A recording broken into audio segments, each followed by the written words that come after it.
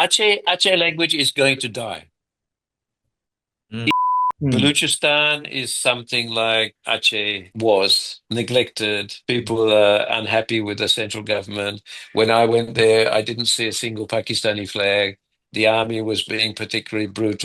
How do you see the conflict now in Palestine? On what role do you think we as a Muslim and to respond or to actively help to end this suffering and conflict in Gaza and Palestine right now? Eits, subscribe dulu. Kemudian Abi kita ingin sedikit maju ke depan setelah tsunami. Jadi Abi kembali ke Aceh. Abi bisa cerita sedikit Abi bagaimana pengalaman Abi kembali ke Aceh. Sorry, what did you say? Setelah tsunami, jadi Abi kembali ke Aceh dengan dalam kegiatan kemanusiaan, dan ini yang kemudian membawa Abi ke negara-negara lain seperti Bangladesh, Pakistan, Afghanistan. Dan boleh tak Abi cerita bagaimana pengalaman Abi ketika membantu Aceh setelah tsunami, Abi? I came there as a volunteer initially, because one of my friends who was the CEO of Muslim Aid in the UK knew that I spoke Indonesian and basic Achenese, so he said, "Go and have a look and see what you can do." And we did some distribution of medical aid and thing. But then you see the enormity of the what happened in Aceh came to, so then it just became they said, okay, we've raised some funds, and then it became a full-time job, really. Because then they said, okay, you take over and you become a country director. And it's a big change from being an academic administrator to becoming head of a humanitarian and development program. The sort of the enormity of the destruction was so, 170,000 people lost, and whole communities wiped out, and the famous Aceh community of the Portuguese Muslims, and their whole village was completely wiped out.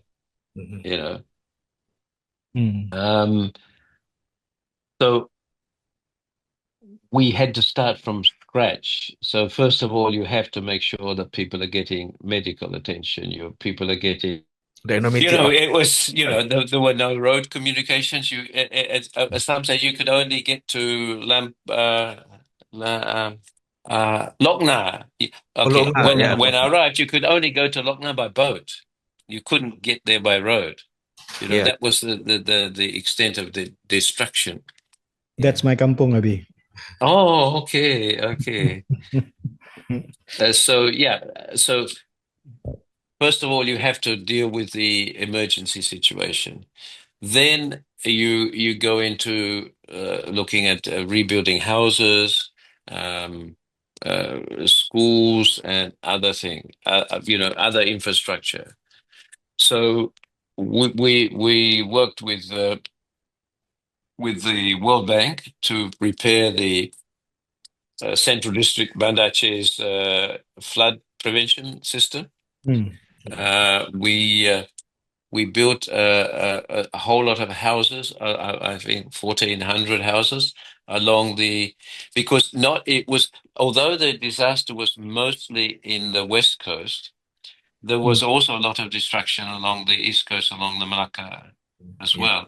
So we worked with the Asian Development Bank, and we reconstructed houses from Lot Smawe, Birun, Sigli, in these areas. We rebuilt the houses, and we at Muslim Aid, we made sure that our houses would be earthquake proof.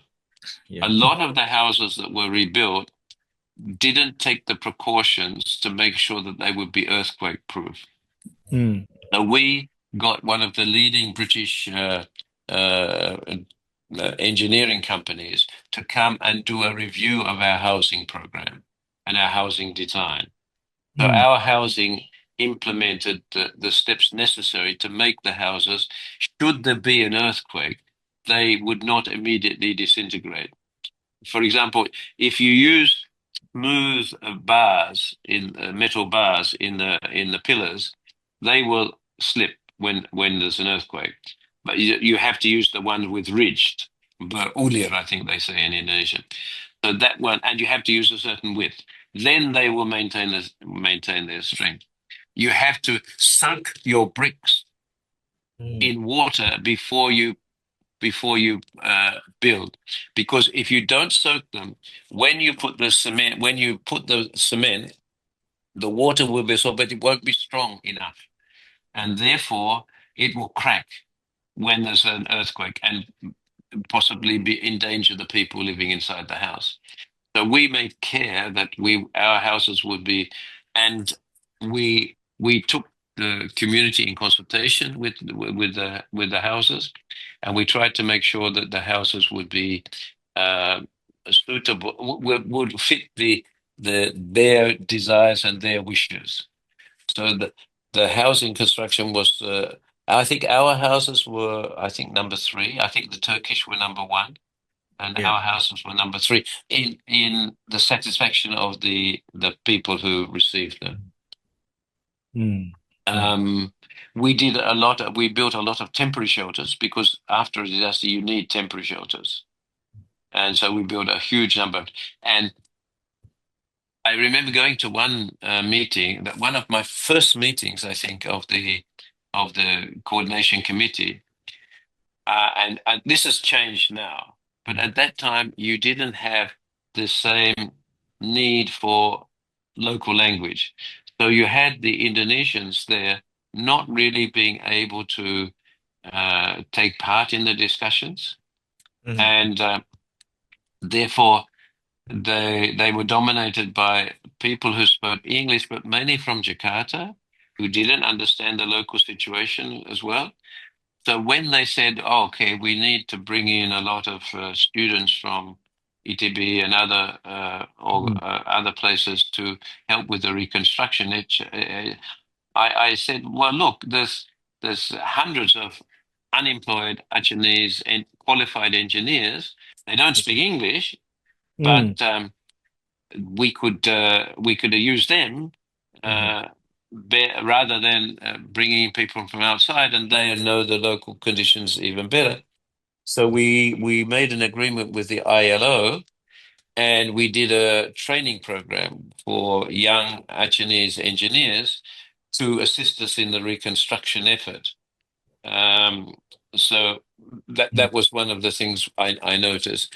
But after Pak Kuntoro took control, he was also one of the great Indonesian public servants that I've ever met in my life. Such an amazing man, and he and the president of Indonesia at the time, they really took control of the reconstruction effort, and they made this Aceh Reconstruction Agency, Badan BER. And that was an amazing organization that pulled together all the actors, laid down the rules, said, you're going to do this, you're going to do this. They didn't allow the foreigners to dictate what was going to be done. They said, this is our plan, you follow our rules, you go here, you go there. And so it was a very well organized, and Pak Kuntoro introduced this, this integrity into the whole system. There was no corruption in what had been one of the most corrupt provinces in Indonesia. There was no corruption in the reconstruction effort. It was an amazing achievement.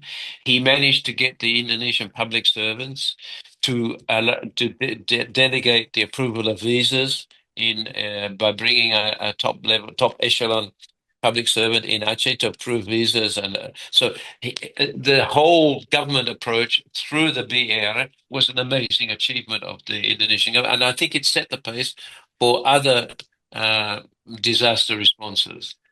So this was, and I was very proud and privileged to work with Pak Kantoro in that reconstruction effort. But Muslim Aid we responded immediately. We made decisions quickly. We focused on areas where the greatest need was, and we worked together with Panglima Laut, with local institutions. I think Abi continue from that, Abi. You mentioned about how do you approach Muslim Aid. Muslim Aid dia banyak staff dia anak-anak muda dan kebanyakan tak boleh cakap English, Abi. Tapi later on Abi boleh mengembangkan Muslim Aid dari tak ada staff sampai 400 staff lebih, ada pejabat di Aceh, Bandar Aceh, ada Jogja, Padang dan Jakarta. How you did that, Abi? I think it was through being quick to respond. You have to be quick to respond. When there's an emergency, you have to respond quickly. You have to have people on the ground quickly. So we participated in the coordination meetings when there was an emergency. So we said, okay, there's an emergency. Okay, we'll go there. We'll do a survey. We'll give a report, and we'll see what we can contribute. So that was a very important effort. That was the UN coordinating agency under OCHA. Now you have an Indonesian agency doing the work, and I'm really impressed with how Indonesia took over this agency, and I can't remember there's two amazing women in charge of what did they call it, the disaster response agency of Indonesia. They call it Badan Nasional Penanganan Bencana, BNPB, BNPB. So after the tsunami, they formed the Badan Nasional BNPB, and that's an amazing achievement. And a lot of I really praise Pak Puji Pujiono, who got the law passed in Parliament that in Indonesia it is the right of every citizen to get assistance after a disaster, and that assist, and then they had the budget for it, which is very difficult in Indonesia. He got the budget through for it, and he got the sort of levels that of intervention that were necessary, and the ability of the government on the ground to coordinate all government agencies. So that's a really that came out of the learning from Aceh through the work of Pak Kantoro and Pak Puji Pujiono, two amazing Indonesians. So that is one of the we call lessons learned from what happened in Aceh, and then contributes to the establishment of BNPB and the laws, maybe the regulation that then provide assistance to the people. That's one of the lessons learned dari tsunami. Yes. And that lain lagi apa Abi yang dari tsunami itu, yang maksudnya yang menjadi lessons learned lagi yang setahu Abi setelah bencana besar di Aceh itu kemudian menjadi pelajaran dan kemudian embraced by the national government umpamanya, Abi, itu apa? Yes, betul. That means that the national government is doing the coordination. It is giving it overcomes the bureaucratic hurdles to coordination between bureaucratic departments, and it created a national system, and which is also you have a provincial disaster agency in Indonesia as well. So that was, I think, that was one of the great achievements, and also I think in Aceh you saw the increasing emphasis on kearifan lokal, increasing emphasis on indigenous knowledge and incorporating indigenous actors and the desires and wishes of indigenous the local people into any response. Previously in disasters, you had mainly dictated from the international agencies. But in the tsunami of Aceh, you found the beginning of this emphasis on on consultation with the affected populations, even more than in the past. Jadi Abi, apakah pengalaman Abi di Aceh, lesson learnnya na pengaruh waktu saat Abi jak Afghanistan, Pakistan, Bangladesh, apakah Abi na transfer Ya, betul, lagi. betul.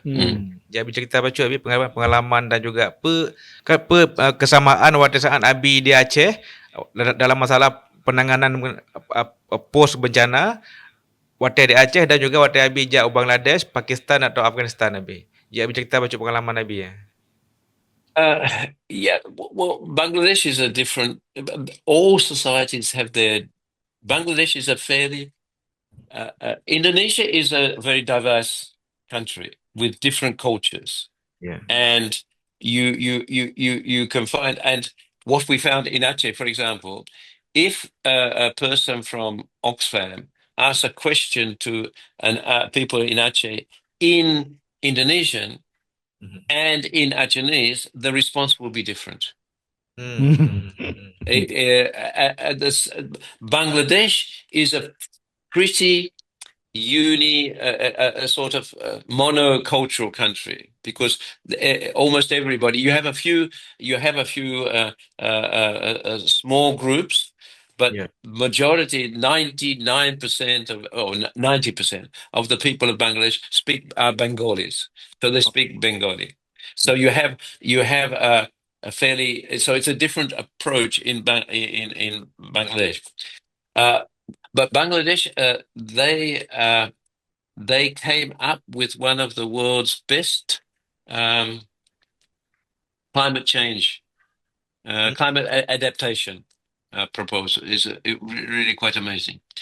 But when I was in Bangladesh, we did a lot of work with rural communities, with microfinance.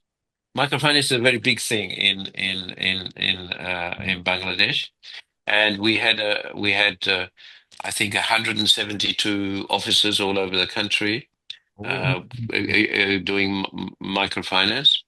We had a World Food Program providing food for children to go to school. So we had 600,000 or something children to ensure that children get they have enough energy when they go to school. So and the same approach is that you need to ask people what they need. You have to focus on their needs and their desires. And then in Bangladesh we had refugees. So we had the Rohingya refugees. And so there is a need to work out, when you have refugees for a long time, then tensions arise with the local community. And so we had to work out, how do we minimize concerns that we are helping refugees from Bangladesh, from Myanmar, but the local people were also poor. So therefore you need to develop a program that also gives support to local people. So we ended up, say, 70% of our support was for the Rohingya refugees, but 30% was for the local community. I see. So you have to bring the local community on board as well, so that they don't feel that they're being left out. Oh, these foreigners are getting everything and we're getting nothing. So we had to do that. But in Bangladesh, you had to deal with a very corrupt government at that time. So you had demands from the ruling party that you have to give them jobs and you have to give them assistance. So it was not always an easy job. You had to negotiate with them and you had to stick to your principles. I had one member of parliament said, "Yeah, I want 30% of the staff and 30% of the aid to be given to my people." And I said, "I'm sorry, we can't do that." "Okay, I'll suspend your work." "Okay," I said, "I'm sorry, then I'll move to another place." And then he gave in. But it's not always so easy as that. And even in Aceh, we had to negotiate with some of these ex-gun people who demanded money Yeah. for permission to build for their own people. Yeah. So you have to always you're faced with corruption everywhere. Yeah. But you have to stick to your principles, and you say no. Okay, we don't go for anything. We don't go for corruption anyway. Yeah. So that was Bangladesh. It's and Bengalis are amazing people. They're very resilient. They're very hardworking. The government has managed to extend education to to the to society, women and girls as well, much better than say Pakistan. I think Southeast Asia has done best in providing education for all. Thailand, Malaysia, Philippines, Indonesia, they've done very well compared to the countries in South Asia like India, Pakistan, and Bangladesh. But Bangladesh have done, and they've reduced the poverty rate to 20%. So they have done a lot of things good. I mean, a lot of positive outcomes. And Yeah. what we were there to support the government in their efforts. Mm. We ran four hospitals in Bangladesh Mm. where we were providing women and child health. Let's look at Pakistan. What do you want to know about Pakistan? The similarity and the differences, Abi, macam mana masyarakat dia. Okay, Pakistan is yes. Okay, Pakistan is also a multi-ethnic place. You have people in Kashmir. You have people in Punjab. You have people in Sindh. And you have people in Balochistan. Balochistan is something like Aceh was neglected. People are unhappy with the central government. When I went there, I didn't see a single Pakistani flag. The army was being particularly brutal. It's a huge area. They provide most of the gas for Pakistan, but they don't have gas themselves. So that was so. But and it's a huge area. It makes 50% of Pakistan, but very sparsely populated. Yeah. But we built we gave solar panels to people so they could have electricity. And I saw how ingenious people are. They even managed to get the solar panel to have a tiny light in their toilet. They could have a mini TV with a solar panel, which was only designed to provide light in the house so the kids could do their homework. So Balochistan, we also did work in Pakistan in order to make sure that houses were both flood-proof and earthquake-proof. The same thing in Bangladesh. We made sure that houses should be earthquake-proof. So working in Pakistan, you have to look at different cultural differences. People in Punjab are very sort of they have a different outlook to people in Sindh. So we had to adjust our work in these different provinces according to the needs of people there. In Afghanistan, it's a different story. You have a huge amount of drug addiction. We were working in dealing with people with drug addiction. Women and child health was a big issue. Improving farm productivity was something we worked on, and also the food program for children going to school. We did a lot of work on that in Afghanistan because they have a very low, especially women. Now under the Taliban, it's gone backwards, of course. Yeah. So we can see that you have a wide and diverse experience, Abi, in many places. Have you considered to pen this, Abi, into your memoir? So it could be a lot. Can be what we call. I'm thinking about it. Lesson learned for us. To distill my experience from what I have seen now is a big trust in the development and humanitarian community. Number one, we should, where possible, provide cash to people rather than things, so that they can make their own decisions what they want. Number two, we must continue to emphasize that they make the decisions, what they need and what they want. So we have to focus more on and we don't call them beneficiaries anymore. We call them rights holders, because both from Islamic perspective and from a human rights perspective, they are only demanding what their right is. Their right is to have disaster relief. The right is to have education. The right is to be escaped from poverty. Their right is to have health care. So anything we do is we are providing what they have a right to, and this should always be our attitude. And so the focus, and thirdly, the focus should be much more on prevention than reaction. If you see that, for example, a famine is likely in 3 years in Somalia, now you start working on how to save water. So you have to. There's much more effort now on prevention rather than response. And thirdly, I think much more funding needs to be provided, because mega disasters are going to increase due to climate change. And now, of course, because of war and disasters. So these are the sort of some of the lessons that I've learned.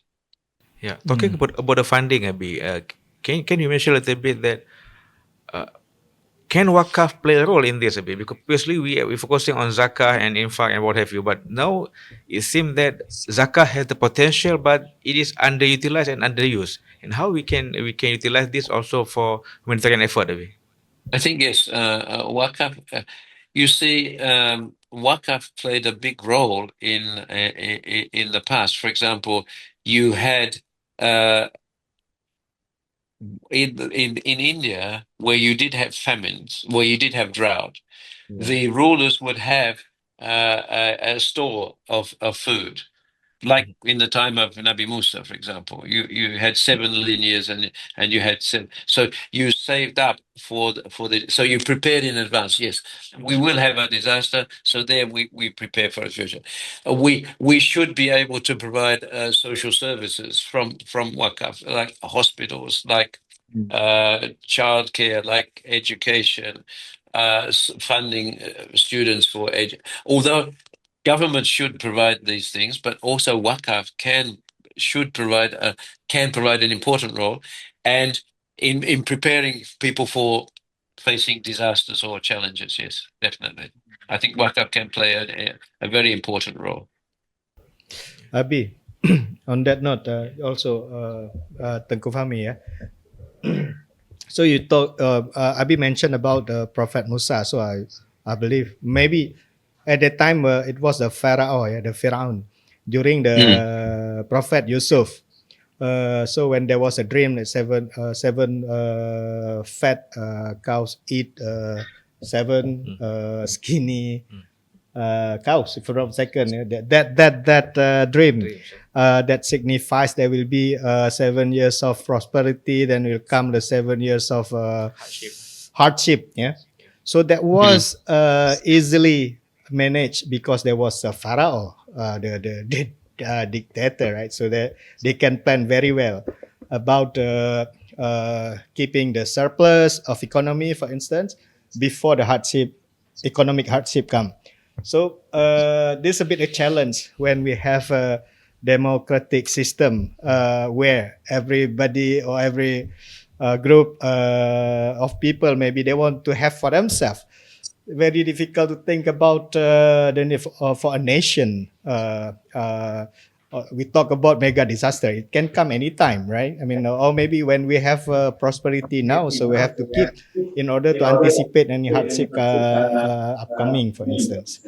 So how do you see that to reconcile between the previous way of a form of government and now we have like a democratic system of government where everybody want to have everything for themselves? I think the issue is you have to bring the people along, Hmm. and you have to give people information. The thing is, people are not naturally selfish. Yeah. People are not naturally selfish. People are naturally good. And I remember one, I just sort of how amazing people are. I was visiting this lady who lost her home in a cyclone in Bangladesh. And she was sitting on the bund of the rice field with just a palm leaf shelter, coconut leaf sheltering her. And I came to ask her, talk to her and talk what were her needs and everything. And she looked very worried and concerned. And so I asked her, sorry, am I upsetting you? What's the problem? She said, no, you've come to my house and I don't have a pot to give you a cup of tea. Wow. Here's a woman who lost everything. Yeah. And here she is saying, I'm worried because I can't give you a cup of tea. Yeah. That is real human beings. I like that. Mhm. Real human beings like that. Of course, there are selfish human beings, there are evil human beings, but the majority of human beings are good and want to do good. So we have to bring people along, and we have to make sure that our leaders are held to account, or don't let them appeal to our selfish nature. Hmm. So it's not necessary to have a dictator in order to it's not necessary to have a dictator in order to do good. Yeah. Yeah, yeah. And you can see, but it is good to have people with principles. Hmm.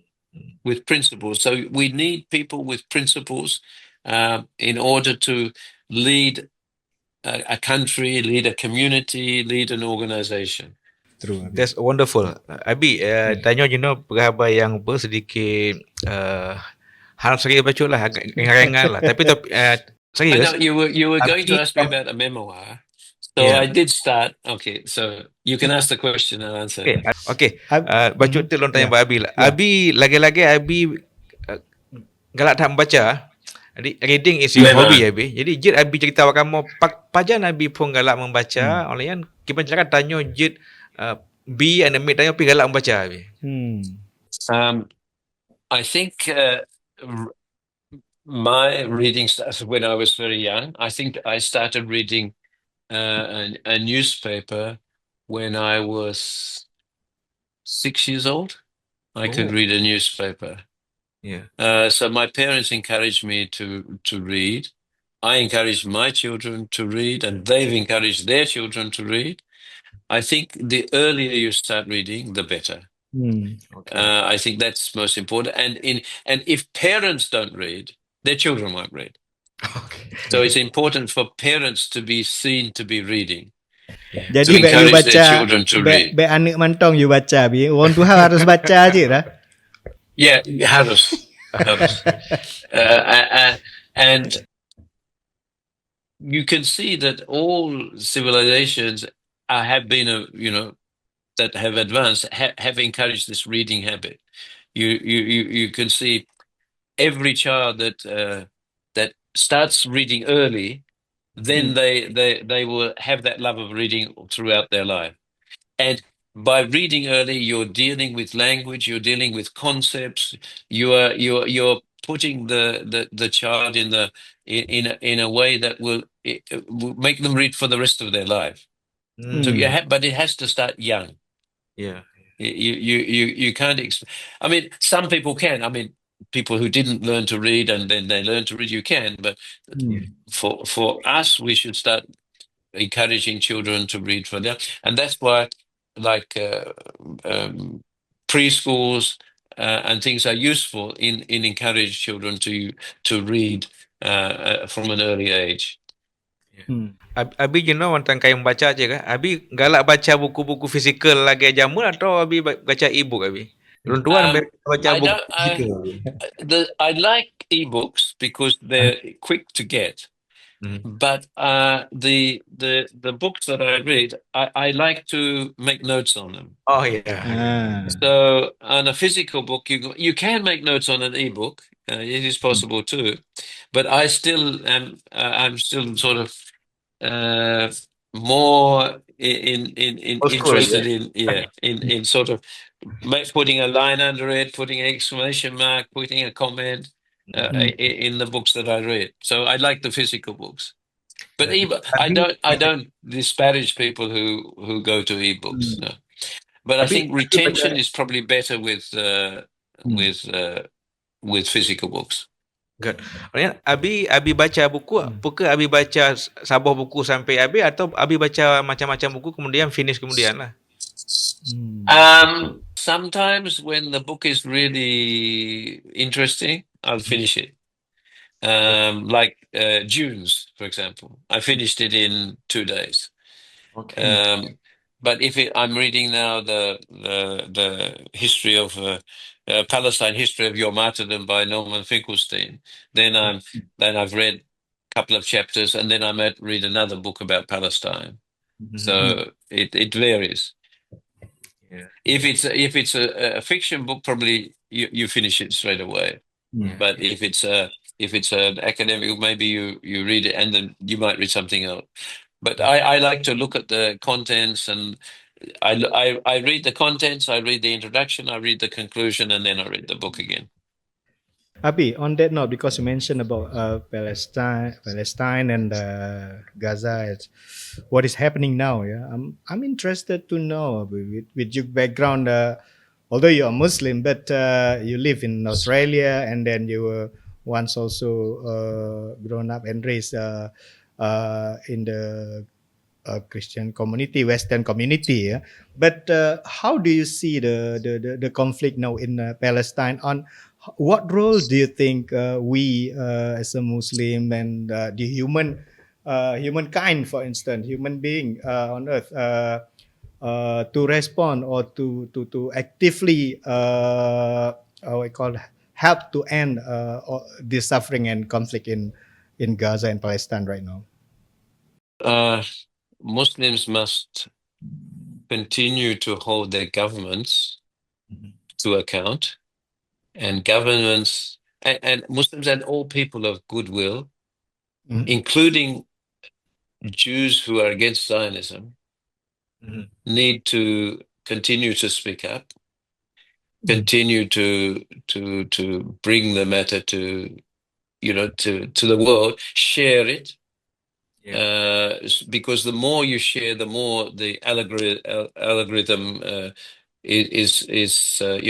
goes up in the thing, so it gets more mention. So we need to continue to advocate. We need to continue to protest.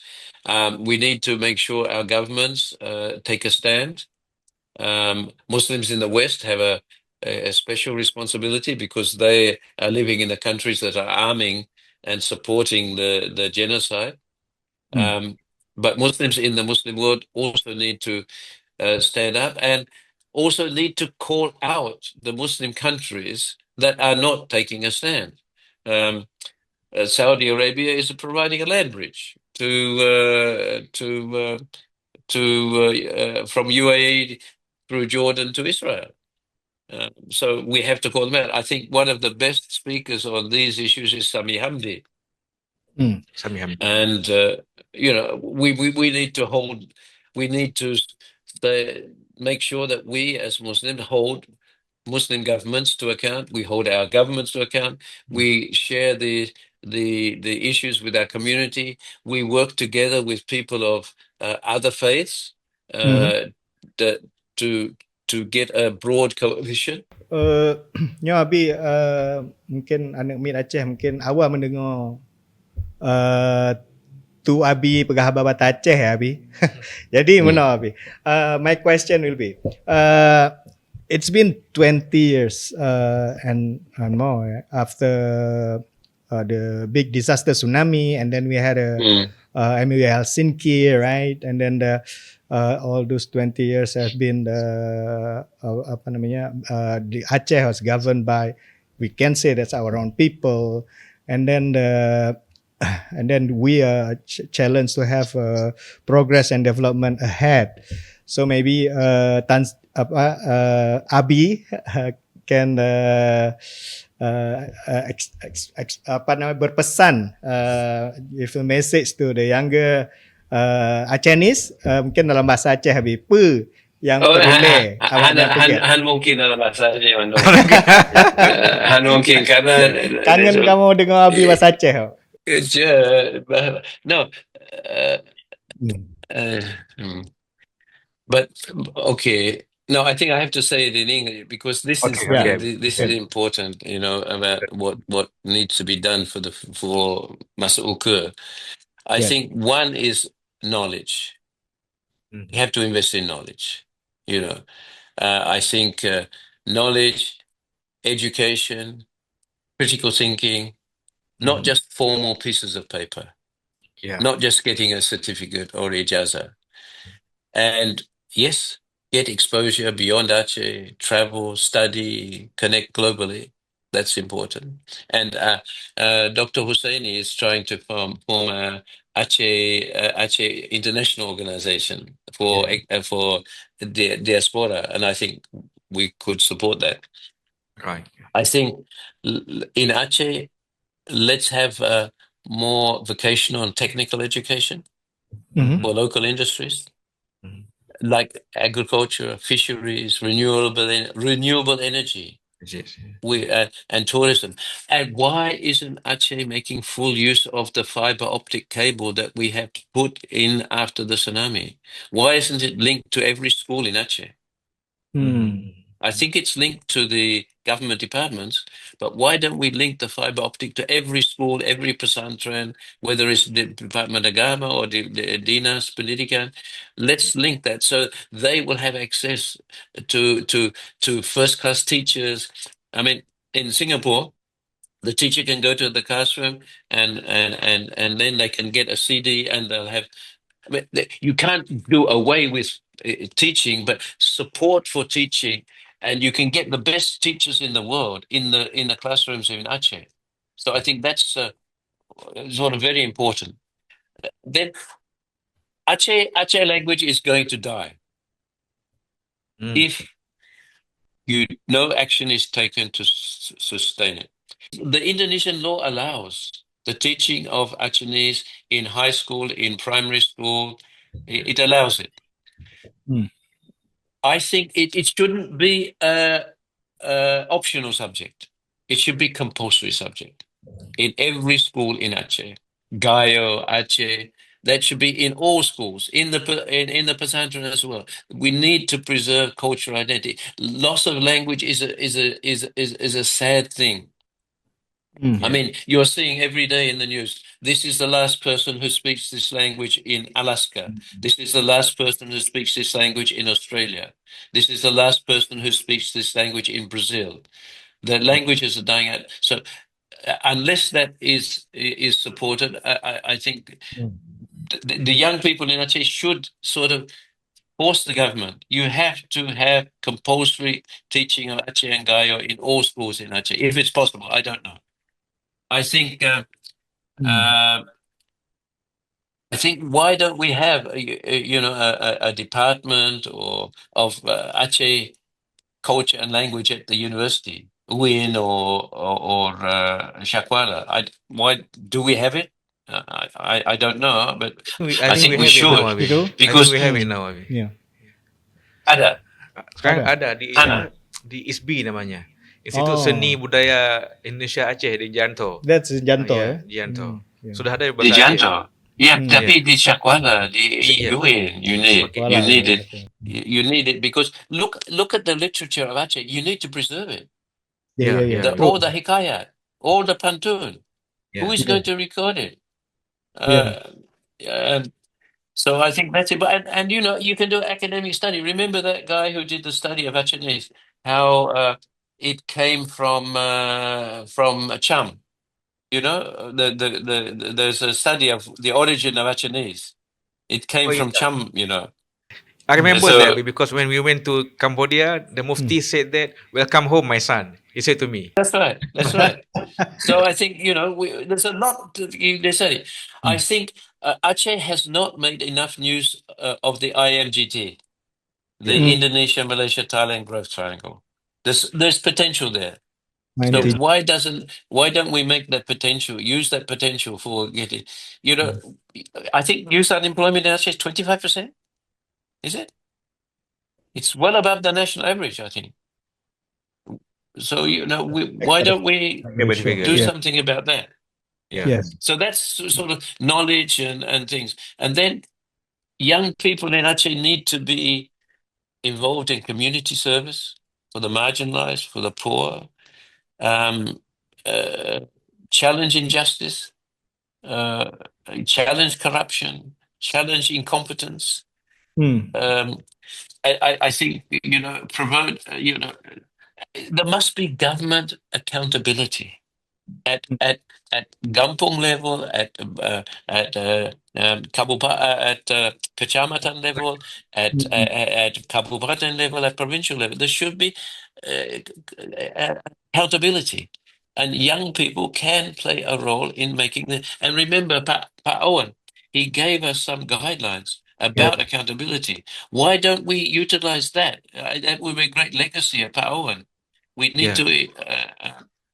We need to have that. I mean, we want audit of public spending. We want. Do we have the Aceh transparency portal? Is it working? I don't think so, Abi. Tapi Yeah, we have to sekarang push for it. yeah. Tapi sekarang ini We have to kita push for akan it. we have to Every push for it. contract in Aceh must be e-contract. Ya, sekarang itu Every ada, Abi. contract must be transparent.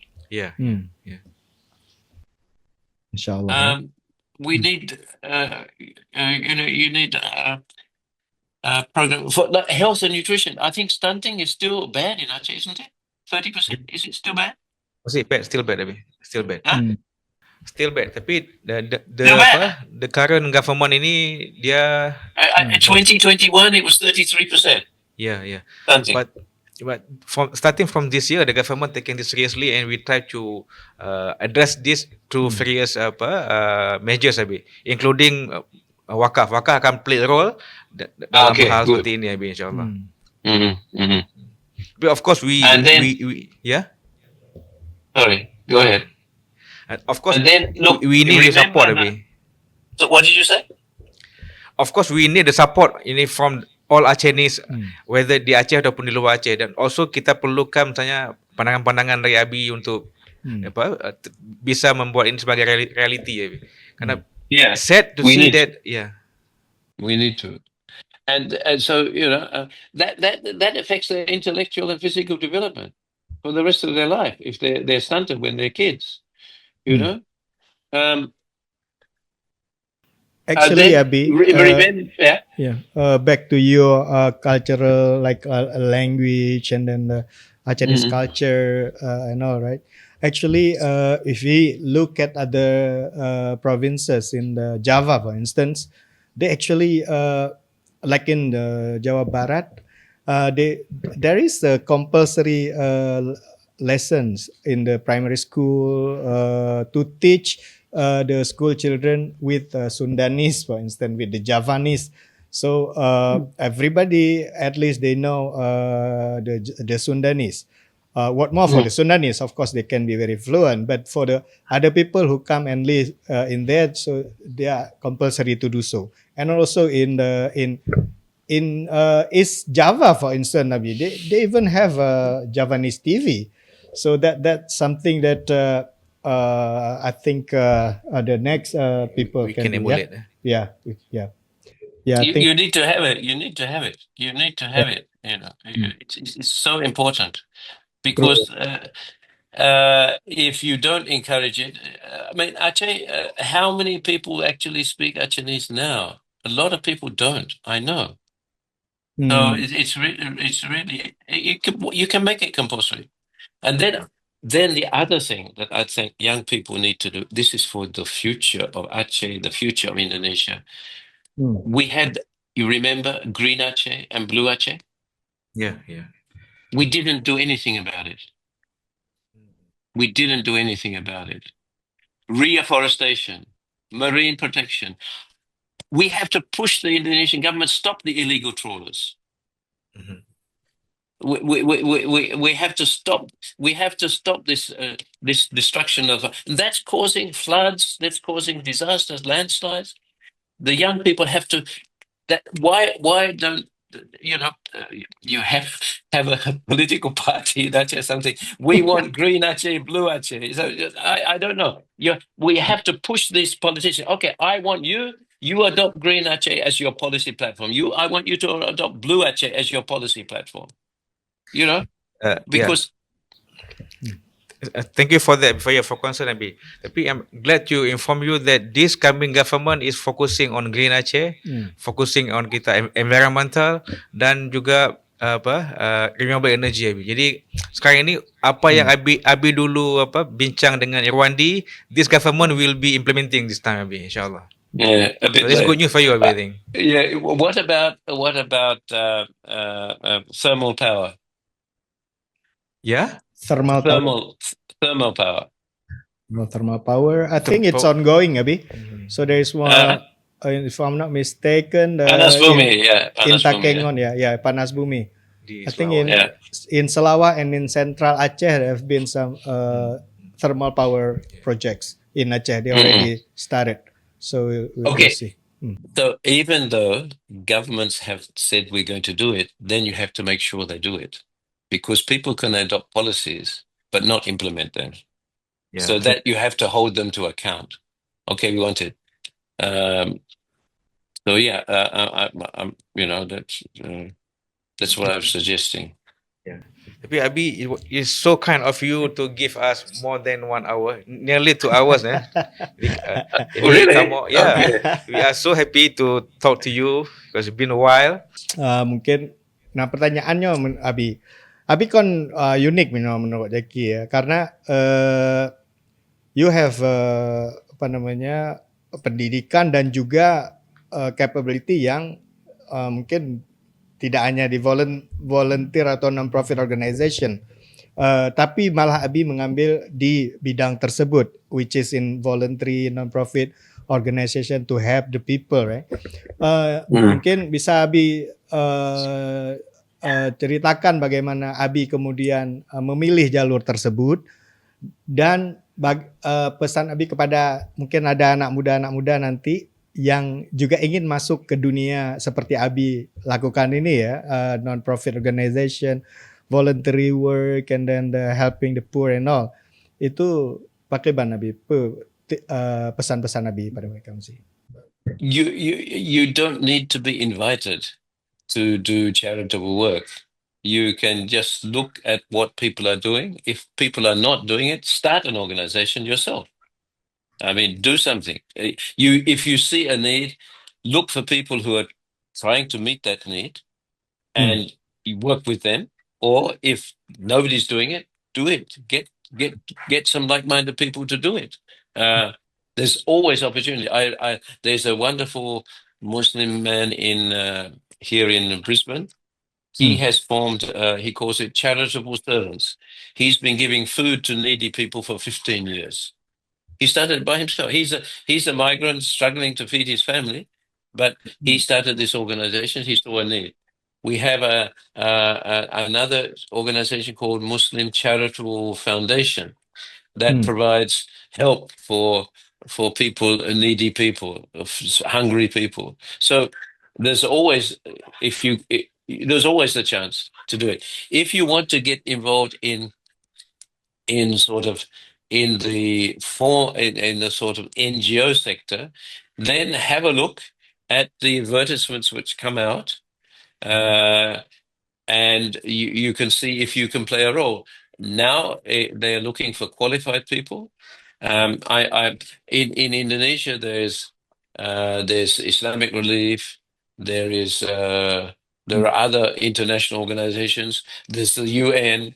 There are many organizations that you can apply to work for. Just you have to look at. There are the sort of websites that show, NGO vacancies.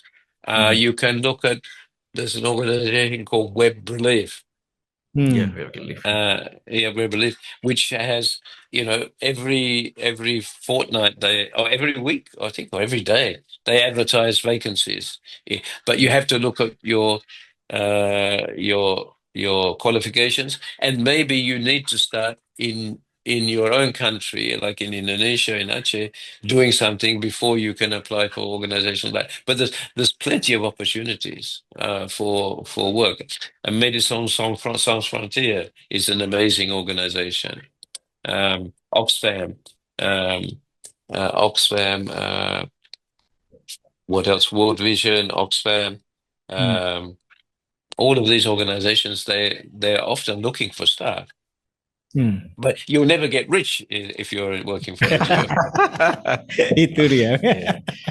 Okay, terima kasih Abi. I think Okay. watai Abi 2 jam, alhamdulillah kamu cukup senang hati merompak Abi berdua dengan Zaki Terima dan kasih. Tama.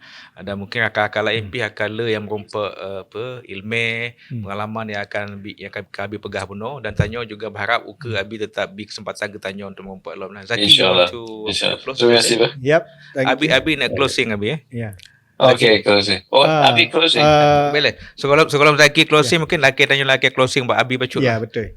Silakan. No, I remember that Aceh, the vision of Aceh Matua. I think that is what I hope for, inshallah. Amin. Terima kasih Zaki. Yeah. Abi, terima kasih bakronyo nak kesempatan danyo kata dengar bicara dengan Abi ya, Abi Fadlullah Wilmot, seorang mentor dan juga inspirator, dan betul-betul demikian adanya seorang Abi Fadlullah Wilmot yang telah mendedikasikan hidupnya untuk kemanusiaan, pendidikan, sebagai sukarelawan, bekerja di non-profit organization, membantu orang miskin, orang yang tidak mampu, daerah-daerah tertinggal, tertindas, dan beliau kritis terhadap ketidakadilan dan penindasan. Yang semua itu merupakan manifestasi ya, dari nilai agama dan kemanusiaan yang dianut oleh Abi Wilmot. That's for me, you are truly the mentor inspirator. Thank you, Abi. Thank you very much. Assalamualaikum. Assalamualaikum warahmatullahi wabarakatuh. Jika video ini bermanfaat untuk Anda, silahkan subscribe, like, dan nyalakan loncengnya.